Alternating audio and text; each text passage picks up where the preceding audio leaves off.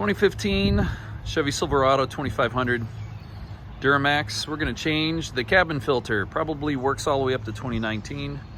Works for 1500s, probably 3500s. Let's change the cabin air filter. Step one, clean all the stuff out. And what we're going to do is we're going to get a T15 Torx. We've got some screws that we need to get out. Where is it? I can't.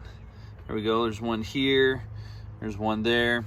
And there's two others that are a little bit harder to find, but we'll take a look at those and I'll show you those in a second.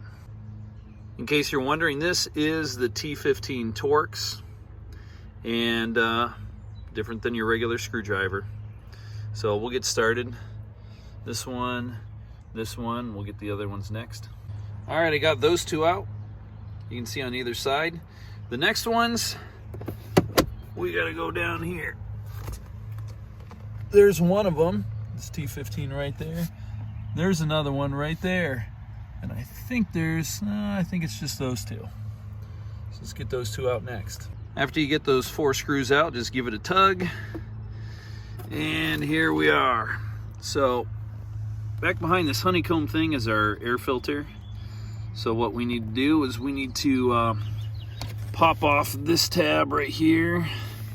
Pop off this tab right here. And we'll pull, well, let's go ahead and do that right now. Let's just pop this tab off. That one's a little harder to get your fingers on. There we go.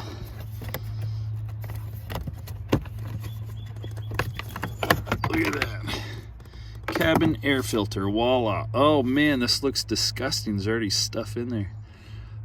Notice airflow goes down. So make note of that when you put the next one in. Let's see what kind of junk is on this. Oh, gross.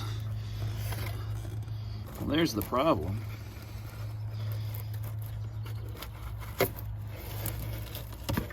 Oh, all right. That's why we get a new one. Okie doke.